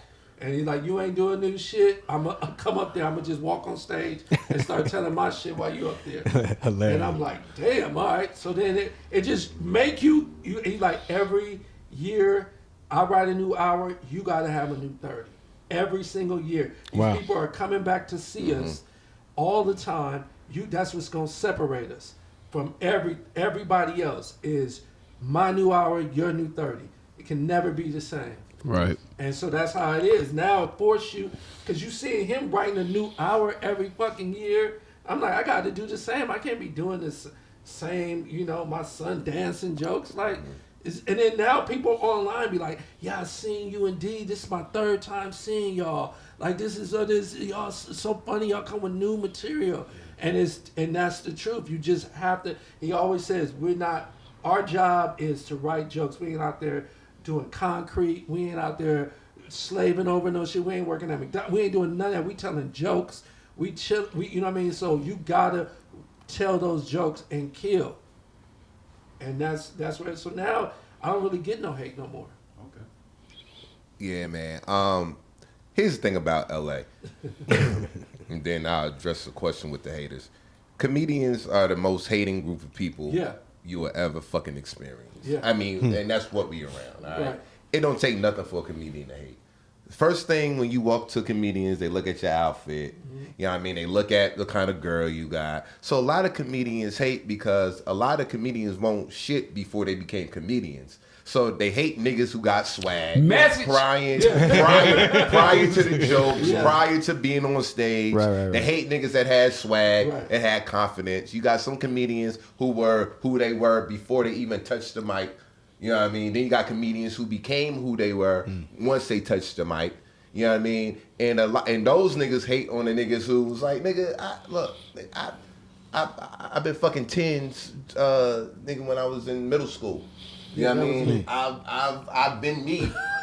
You know what I mean? I've been me. Like in my Honda, I'm the same nigga that I am in whatever other car I got. Yeah. I'm the same nigga with this outfit on or with some raggedy ass. Like, I'm me. And a lot of niggas don't like the confidence that a lot of comedians have.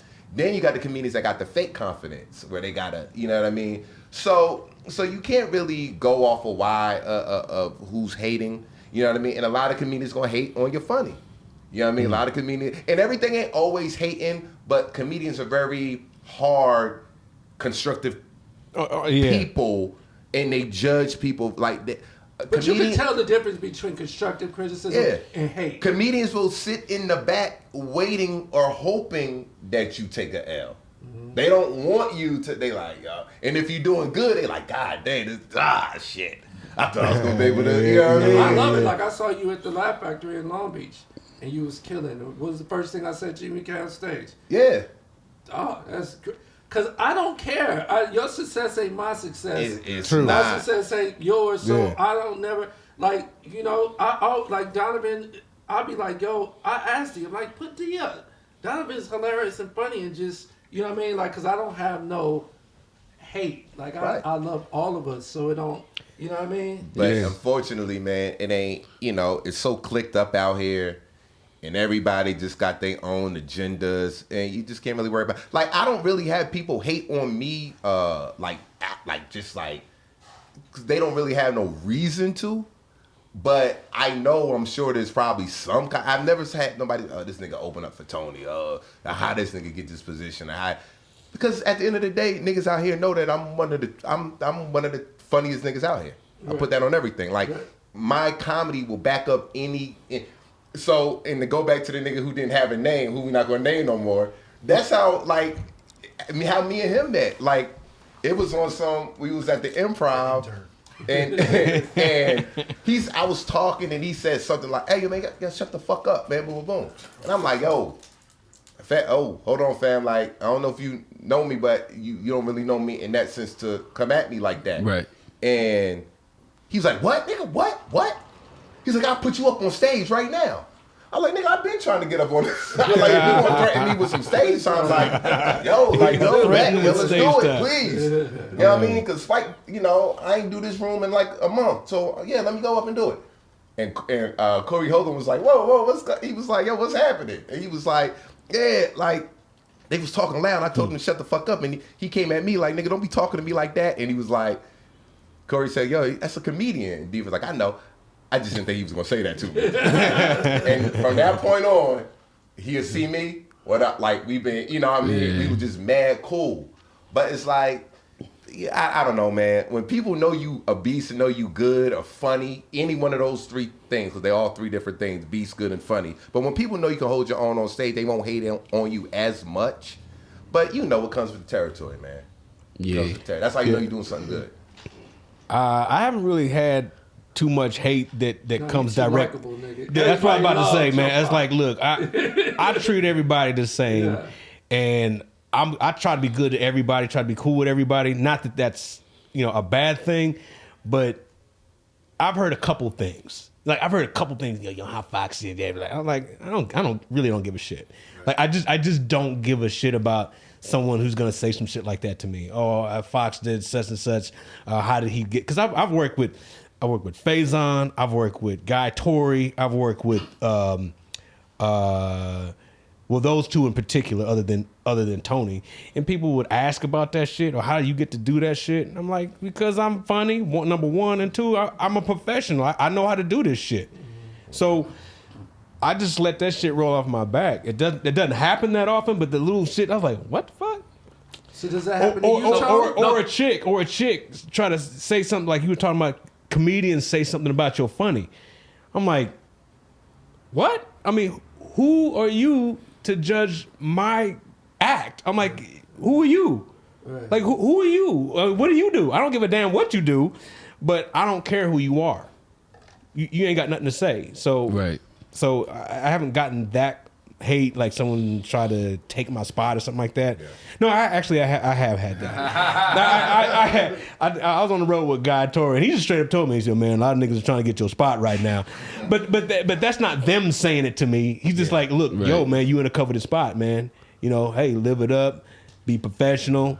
I got you here because you funny. That's why he said it. No, see, now you just said this happened to me, and you just said something interesting because my hate comes because it's me. Right. Because it's me, they hate.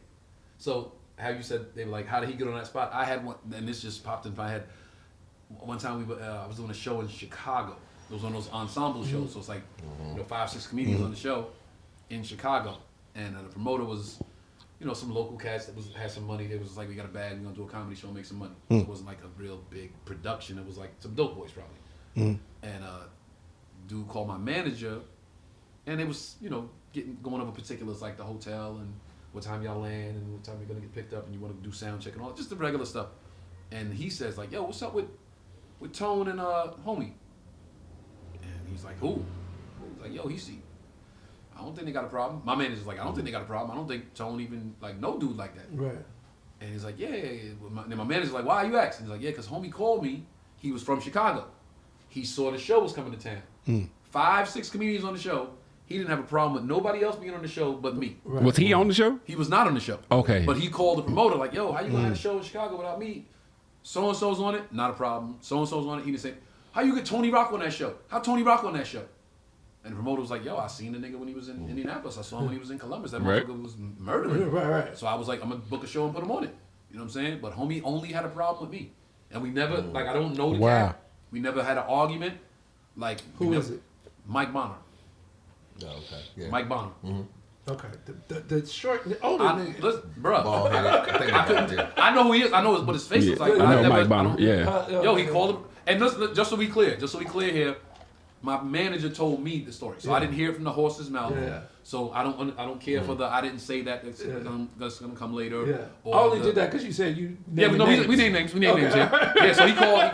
He allegedly called the promoter. Was like, yo, why is Tony on the show? Right. Didn't have a problem with whoever else. I forgot the show. It was long ago. Yeah. But I never gave it no thought because number one, it was like I was still on the show. Number two, I have never ever experienced any hate that has in any way impacted my pockets. Right. I'm on social media, niggas like, yo, you ain't shit, you Chris Rock brother. I check my account, that shit's still the same. Right. You know what I'm saying? Yo, fuck you, nigga. You got that show because you a bitch. Nigga, oh shit, that check just cleared. Right. Until I see some shit that a nigga say affect my money, you got it, bro. You know what? Some people think that they just bigger than what they are. They think they bigger than you. No. Niggas just don't want to admit. Niggas don't want to admit that they didn't do the work to be in that position. Yeah. So that's the pillow they sleep on at night. Right. Like, yo, if I could just say it's because he's Chris Rock brother, that's it. That's how they want to get it. Right. They go to bed comfortable saying that's why I didn't get it. Because you'll never be Chris Rock's brother. Right. So that way, and all your failures will be attributed to that. Everything I get will be because he's Chris Rock's brother. That's how you're going to sleep at night. Yeah. But then here's the thing. Here's the bigger thing. I'm glad you brought that up, Fox. Here's the bigger statement. In life, and I was taught this a long time ago. In life, there are winners and there are losers. Winners, even in defeat, they are winners. Because they learn the lesson from the defeat and they come back stronger. Losers always have an excuse for why they're not winners. Right. It's always he's Chris Rock's brother. He toured with Dion. Yo, he D-Ray friend. They go out with Tone. It's always your excuse. I have been defeated 1,000,000 times in my life. Same. I never lost once. There you go. Because every time I'm defeated, I learn something, come back stronger. I never lost in my life. Bars. I've been defeated 1,000,000 times. I never lost in my life. That's And that's the difference between all of those cats. And I'm not saying names or whoever the people are that are on social media trying to just make themselves feel better by discrediting anybody up here or anybody doing anything in the real world. That's their thing. I need to have a reason for why he's successful and I'm not. Yeah. And that's a loser's mentality. We had the moment where you guys with what's our boy name? He's your friend, and we were in Atlanta, and we were it was Houston. He's a comic, very very funny, and we was in the green room. We was upstairs, and he walked out in Houston, and we were just doing the show. You were doing the show. And it was like at the NRG Arena. Yeah. And I forget his name, but I was like, I don't fuck with him. And then you like, why? That's Leonard. Man, Leonard. That's little bro. I couldn't even think of Leonard's name. But what did I do that night? I was like, yo, y'all got to talk. Yeah. So me and him talked, and me and him are super cool now and everything. But it's what was the issue? Why didn't you? Little bro. Leonard Oots. Yeah. The issue was I Chocolate Sundays. They put up a joke of mine, and he went on there and commented and was like, who are these comedians? Where y'all getting these niggas from? Yeah, and see, and so I went in on him like, nigga, who are you? And he was like, you don't know who I am, and then you ain't a comedian. I was like, nah, I don't know who no nigga that look like you is. And I was just going back and forth. All of that could have been avoided with a conversation. With a conversation. But here's the thing. That's highly unacceptable. In my opinion, if you're a comedian and you see another comedian, Me too. You should not be commenting anything negatively under that other comedian's post. Now you could DM them and be like, yo, I just saw your clip. Yo, you some bullshit. That's more respect. Now I'm talking right to you. Not this nigga different. To publicly to just put some negative shit on another comedian's post. I think that's bullshit. Me too. That's whole shit. So it is. But it could have been talked about in the conversation. But at that point, the damage has been done. Right. So, I don't like that. It's the same thing that I got into it with Matt Rife. I got into it with Billy Sorrells. I saw that. I was on the live. It's like, first of all, Billy Sorrells was like, just a couple of weeks before, and I have all the texts. It was like, yo, man, got receipts, I admire you. Like, you dope. Keep doing your thing, whatever. And then all of a sudden, you get on live and start talking about our joke thief, and then just saying all this crazy stuff.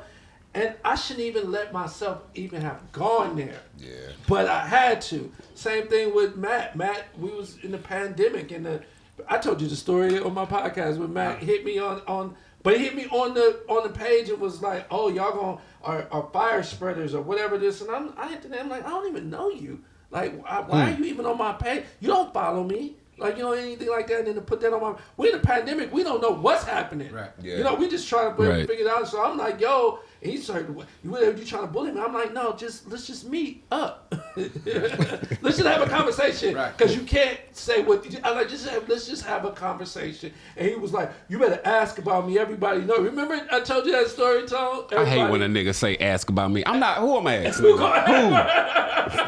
Tell me exactly who I need to ask about you. I need to ask. Your mom? But I agree with you, but we did have a conversation, and me and him are super cool now. You and Leonard. Me and Leonard are super cool. And he explained it, so I think he said... Yeah, they chopped it up in agreement. Chopped it up in agreement when we had a conversation. Because there's no bitch in me, there's no bitch in him. I told Tone, I said, "I'm about to say something. I know this your man, and this your green one. I respect it. I'm like, I'm just letting you know that I'm about to say something." And he was like, "Oh, you like, say it, no more. I'll even start it." And so that's how it is. And I think that's how it should be. Yeah. Because it can be a lot of, but I agree though. It can be eliminated though. It can be eliminated. Right. I think that you shouldn't. If I don't like somebody's comedy or I don't like something on the internet, I just move forward. You don't have to say. And I'm look, and that's another thing. What comedians, especially when you move to LA, be careful what you post. Be careful who you post about, because these are people that are right next to you now. These are people that can see you. These are people that you can be in the same club with. And everybody ain't always on that with Lottie Dot. Some people be ready to beat your ass. Yeah. You don't know who. You about to tell the story where at the people Laugh are Factory? from. Nah. Oh, not that story. Okay, No. You don't know how people get down. Yo, remember they used to do comedy at the Hard Rock, Hollywood and Highland? Was it the Hard Rock? Yeah. Across the street from the Chinese Theater. Yeah. The Hard Rock restaurant. What's the bowling alley on Hard Rock? Lucky Strike. Lucky Strike. Remember they used to have like the Hard Rock right at the corner? Yeah. Oh yeah. Remember that? Remember. There's some comedy night there. So one night I'm there, I'm just on some strolling, right? I'm gonna go check it out. They're like, "You wanna go up?" Of course. Of course. Comedy club, I wanna go up. So I go up, excuse me. And I'm on stage and I say something about women, and women got the pussy, so they, you with the girl, she's in control because she got the pussy. The pussy's the power, you know what I'm saying? And I said, now if you didn't bring your pussy out tonight, that'd be different. Like if you left your pussy at home, that'd be different. And I was like, that'd be crazy if a bitch left her pussy at home. That's all I said. And some comic was in the room. That motherfucker went on Twitter and was like, "Yo, I saw Tony Rock steal Wanda Sykes' joke tonight. Wanda Sykes told a joke about a chick leaving her pussy at home, and if she didn't have a pussy," and he was like, "That nigga stole that shit." What he didn't know is Wanda's been a mentor of mine since I started. That's number one. I would never steal a joke from Wanda. I would never steal a joke purposely. I was just riffing, and I said it.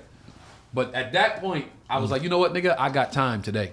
Damn. So I went on Twitter and I was like, "Yo, tell me, anybody know this nigga in LA? Tell me where this nigga going up. Anybody in town see this motherfucker on any show? Hilarious. Hit me immediately. I'm pulling up. For like a week, nigga. I was like, "Yo, any word on son? Anybody see son?" And Paul was like, "Yo, Tone, chill." For like 7 days, and then one day I was like, "Yo, why the fuck am I doing this?" Like, Because you had time. like, I had time that day. I had time. As a grown But it's person, no big. we all have that one day Yeah. where we have fucking time. Yeah. 364 days out of the year, I don't got time. But it's that that one one fucking day, you find any of us on the wrong day, like, oh, fuck Plus, this. it's the Yeah, I love got I time have, today, the yeah. love and the affection and affinity that I have for Wanda was like, "Yo, bro, like You don't even know what you're this talking is my about. big Yeah. sister, bro." Yeah, like, yeah. And I know she did the joke, but I was like, "Oh shit!" When I heard it, I'm like, "Oh yeah, that's kind of like But I was just talking to them. It's talking shit. It wasn't like I was like in my book, like, hey, this is my joke. I took offense to that, and I was like, yo, I gotta address this. That happened to me one time. I think I might have said something that somebody said, and as I said it, I was like, damn. So I came right after them. I was like, that's why I don't watch comedy no more. I don't watch comics anymore because I don't want to have something that I think that I wrote or it came to me, and I'm just like, I've heard it, and then I'll say it. I don't. That's why I try not to watch comedy anymore. That's why I don't go with the easy bit. Like if I'm writing something, the first thing that comes to me, I toss that because I'm like, somebody probably got that. For real? I toss the first thing. If I'm like, whatever, give me a topic. I'm like, the first thing that popped in my head, all right, get rid of that because somebody probably got go it. deeper. Too easy for me, go deeper. So it's gonna come easy for somebody else too. So I get rid of that. Right. I try to go with like the third or fourth thing. Yeah. That's crazy. That's. But is it my turn or no? No, go ahead. I got to be honest with my hate. I feel like I brought on some hate from comics. Oh no, you listen, bro. I think everybody up here brought some hate on. Let me talk about what I'm talking about. Let me talk about. When I first got here, I'm at the Comedy Union. I'm in I don't know if we can even call that a green room at the time. It was just a back room. Right. Outside. And comic was on stage. And you doing this thing or whatever. I forget who it was. But there's other comics back and they listen. They still talking shit about the guy on stage. But I'm new. I'm listening. I don't know the guy on stage. I'm just listening. Like, yo, he this, he that. And that nigga ain't funny. Or he stole that joke. Or whatever they was saying. So I'm like, dang, that's crazy. They don't like him. Dude gets off stage, walks back to the green room. You know, the green room at the Union is kind of like outside with the tree. That's where we was hanging at. So he comes outside, and all of them was like, "Oh shit, bro, good show, man. You was nice, bro. You funny than a motherfucker. You this." And I'm sitting there like, "Oh, I gotta get the fuck away from you niggas." Right, man. That's not good for me. Right. I'm new to this Hollywood shit. I ain't even acclimated myself to act right.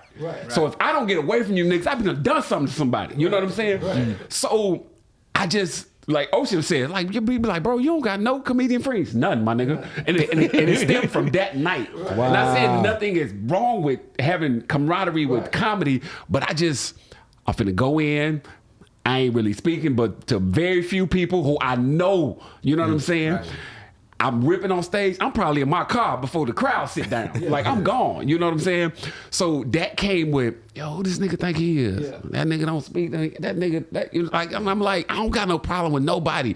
And I had to realize with myself through therapy, I'm not friendly, but I'm all my friends' best friend. Yeah, I get that. I get that. I'm all my friends' best friend. I've been the best man 4 times. Yeah. You know what I'm saying? Yeah. So once we cross a threshold of, yo, my nigga, you actually all right. So that's why I say, and Doughboy attested this. Yeah, Doughboy's he's off camera right now. Doughboy's production. Yeah. Doughboy attested this. Is when you hear people say bad shit about me, don't try to protect me. Just know they don't know me. Right. Because to know me, I'm a great guy, and I can't spread myself thin being everybody's friend. Because I would go above and beyond for you, my nigga. I do shit for niggas who I know won't do it back, but I do it because I got a good heart. You got a good heart. That's what I told quite a few comics. Yo, I'm your friend, you not my friend. I swear to God, I told two dudes in particular, like that I went to bat for, put money in their pocket, and really was like gonna knuckle up with niggas for them and all that. And then when it was my turn, it was like, shit, you ain't even my friend. Right. You ain't even my friend. And as much as an asshole that they claim, like, we ain't never had no problem. No, with our like, it was never like, you know what I mean? Like, but anybody who got something to say can't give you nothing definitive. Like, he did this, or he said that, or he is. This how me and Donnivin got cool. Just know if somebody tell you some negative shit about me, I did that shit. I said that shit. I did that shit.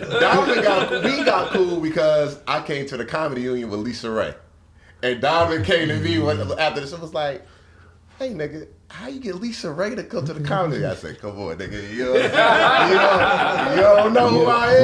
Watch how the story turned though. Keep going. You don't know who I am. That's it." You know what I mean? Okay, tell us the half the story.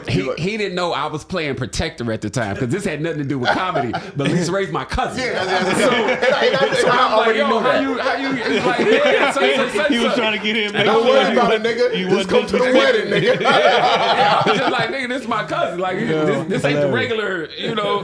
But she already told you like Donnivin, my cousin. You know what's funny? I remember we could go back years and years. I remember on the set, She's asked me one time that I know you, and was like, "That's my cousin." Man, that's crazy. You just brought it to my I mind. think we was at like Chocolate Sunday or something like that, and she was like, "Yo, like." That's the guy I was talking about. That's my cousin. I was like, oh, that's right. You just say your cousin. Yeah, I was on the set of All of Us one time, and we was in the green room freestyling. Yes, for fucking hours. Show, yeah.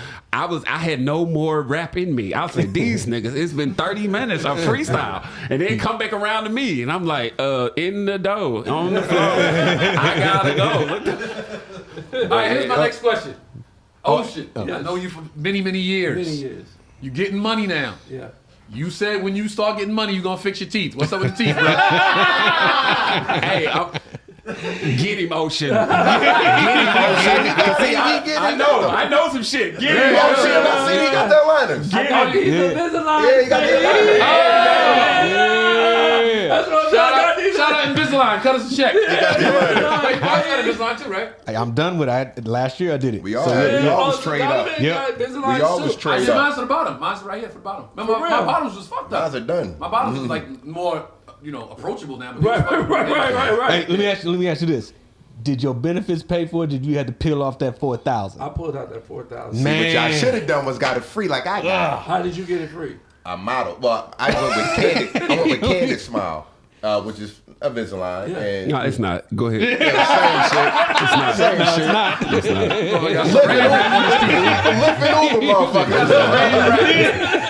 And they was like, yo, we want people to try the new thing because it's home. You don't got to go in and all that shit like that. Right. I said, yeah, and I did mine for free. Yeah. You didn't have a doctor. It's not the same. I have a doctor. I have a doctor. I go. She look at my mouth. Okay. And you're. Well, I got my dentist. He's the one that got me. I got my dentist for that. I got my dentist to look at my mouth and do all of the I fillings. don't want to burst your bubble, but they say that's the worst form of doing it because. Wait, what's the worst one? You're doing it yourself. Oh, like to put the... Like the smiles direct. When you don't have a doctor. Yeah. You go to a facility, Candid. You go to a facility and they do all your scanning, do all that, and they make your trays. But once you get home, you don't have to go like every so often. So let me tell you why having a doctor is important real quick. Shout out Invisalign. Cut them a check. We all customers except Trey. Your mouth. Candid, I'm Candid right here. They show you a computer what your mouth gonna do over time, and then by week 30 or week 10, Oh, yeah, you got the it's gonna be animation. here. You got But the everybody's animation mouth here. is different, Right. So when you go get that check in, my doctor be like, this ain't doing right. I need to get you another tray because your following one ain't gonna fix But it. they do but the you just same got thing. trays, and you just No, but you Trey. scan. So everything is on your phone now. So you scan your stuff, and then they look at it from your scan, and then they'll give you, okay, you need to put this tray on again. Put this tray on for another week or two like that. It's all the same shit. Like it's about everything's on your $200. phone. How much is it? It's cost the same shit. It's like $4,000. And with no doctor, if I spend $4,000, bitch gonna look in my mouth. So back to the hating segment. Back to the hating. Why niggas mad? Because I ain't have to waste all my gas to go to a fucking. I like going to the doctor. Listen, here's the thing. When I was like, the funny thing is, people would say, I didn't have to get my teeth fixed because it give you character. Oh, it give you character. You know that. And then now that I'm getting, that I got my teeth fixed, motherfuckers like, why it take you so long, nigga? I'm like, I mean, so I'm glad that I'm getting it. I'm getting everything. I'm gonna be a bad. I told you, I got Botox. No, now you wildin'. You doing too much now. Wait, Botox where? Where? No, I'm not. Where you got Botox? I got Botox where I didn't like my smile. So when I smiled, I didn't like the smile lines that I have. And so now they're gone because I got Botox. It wears off. You got to do it again. You got to three times a year. Wow. So it's 3 times a year. Yeah, y'all can I do got it. an app. If y'all think these celebrities, What you say? So How you're about doing you just teeth, stop smiling? Botox. And I'm gonna do. This nigga's My about to hair- turn into my a hair Kardashian. You're gonna do I'm what? gonna do a hair transplant Hair transplant, Botox, teeth. in my teeth. When you get the BBL? What's wrong with your hair? What's wrong with your hair? I mean, well, I do enhancements. So I don't want to do enhancements anymore. I want to be able to, What's enhancement? like, hair follicles, Oh, different things. okay. Like, Yeah, I I'm just not don't give a completely fuck. bald. Like, Ocean told me, nigga, when I come back from getting my hair transplant, I'm getting braids. Nigga, watch me, So, Well, hey, you gotta do whatever makes you feel good. Yeah, I'm not. But I'm not. I also tell my friends. I think I told Tony this too. Like, I'm at the age where I don't care what people think about me. How old are you? 40. Okay. I don't care what people. How old are you? 40. Okay. That's a Hollywood 40? How old are you? That's a Hollywood 40. But I don't care what people think about me. If I'm doing something that makes me happy. That nigga getting money now. I just don't. Like, I really Tone, don't I need a raise. care. I need a raise, bro. I don't give a fuck. I need a raise. I really don't. So, and I don't have a problem saying it. I don't have a problem saying that. I told Donnivin, I'm like, when I just got it, I was like, I just got Botox, and he was like, for real? I was like, yeah. And it was like, I got it here. And it was like, it's going to take 2 weeks to really take the effect and set in. And now it's been the 2 weeks. You like your smile more now?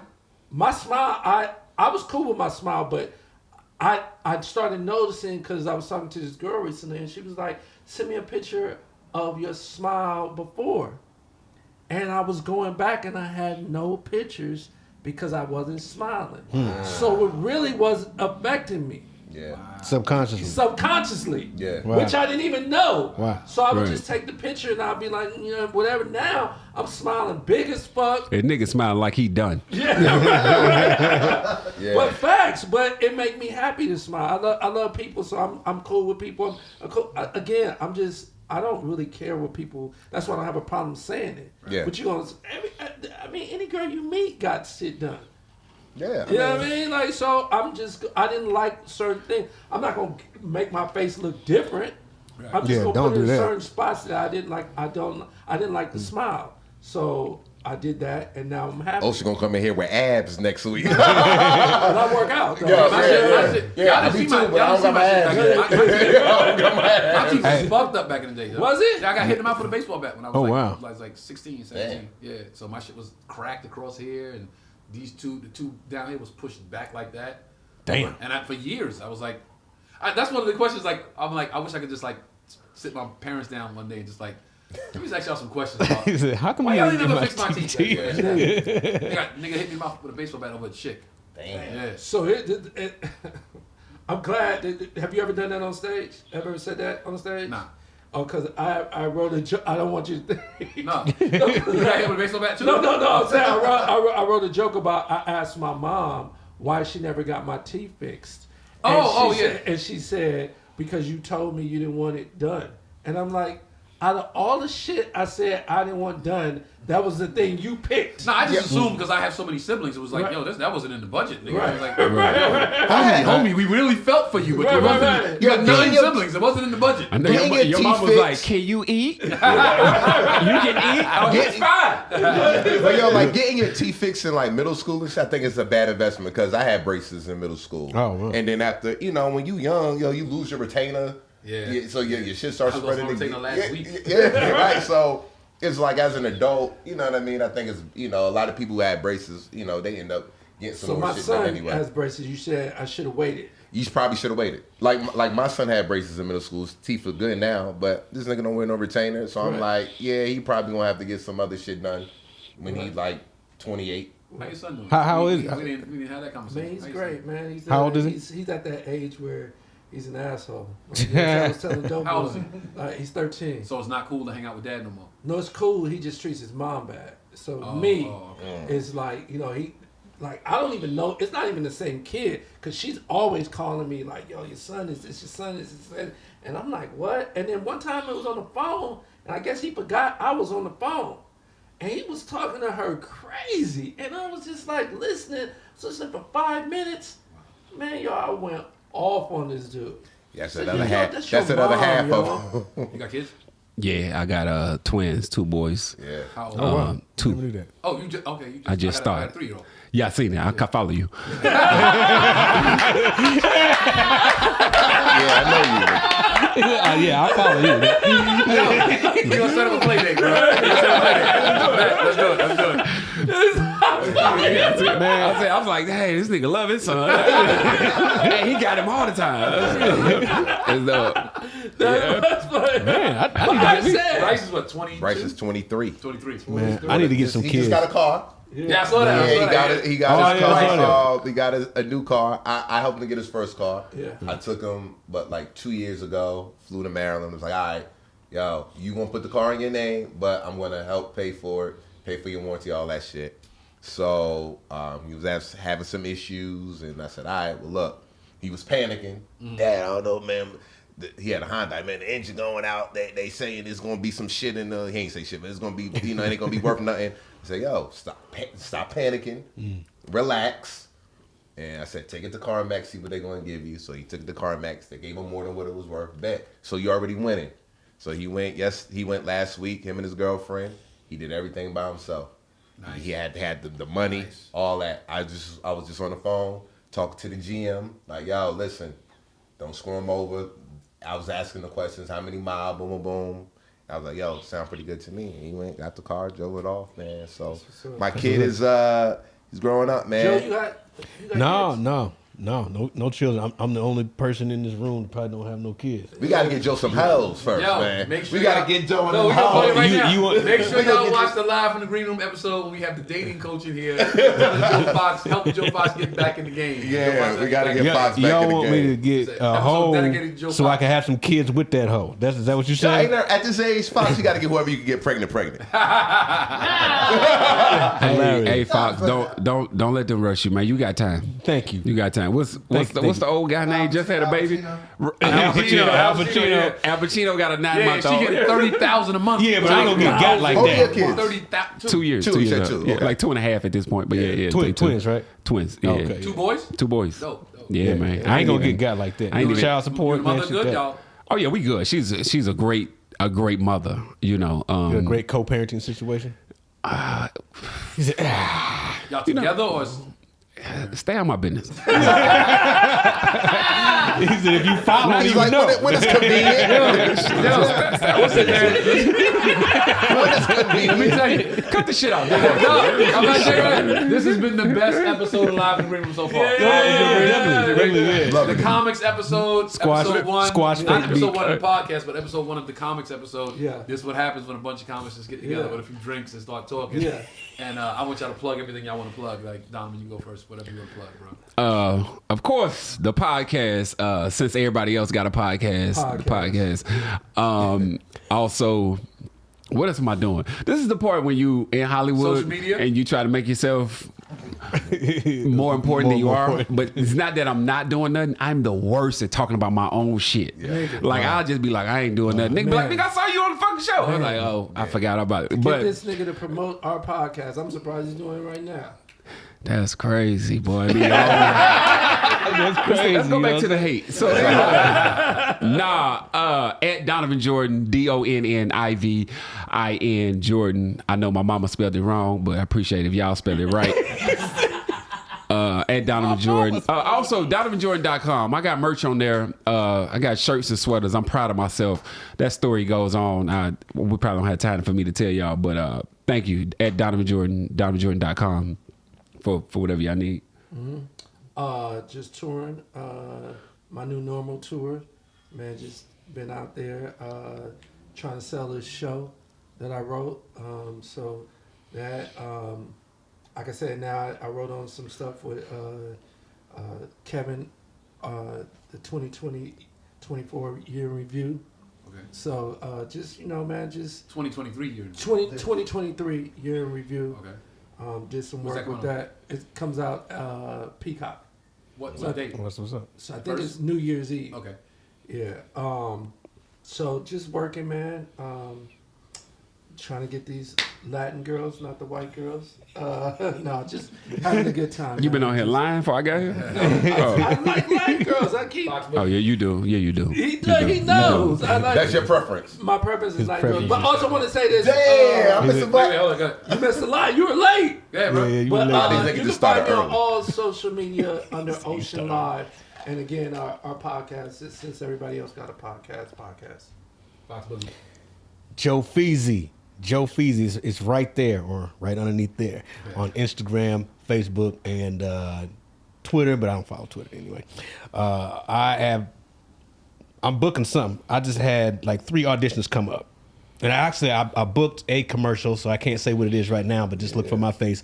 But I got 3 auditions that just came through. I'm booking something, so just congratulations. Yeah, thank you. So Fox. that's what I'm doing, and of course we're thank you, brother. Yeah. And also we're in Ontario at the Ontario Improv this weekend. Yeah. And the following weekend we're Irvine. in Irvine, and then After that, the weekend Texas. Austin, Weekend Texas. After that, Dallas. Arlington, Texas. For the New Year's, we bringing in 2024 in Dallas, Texas. Oh yeah. Suited and booted. Trey. Yo, Trey Elliot, comedian Trey Elliot on IG. Rock the Mic Tour, live from the green room. Follow me on IG. I do my little IG stuff on there, trying to build that. Striving. I don't try to do nothing. I strive. Striving to build my following up. Trying to get to 20K. I'm at 19.1 right now. Trying to get to 20K. You at 22 after this episode. Yeah, so, make sure you follow me, man. That's it. Peace.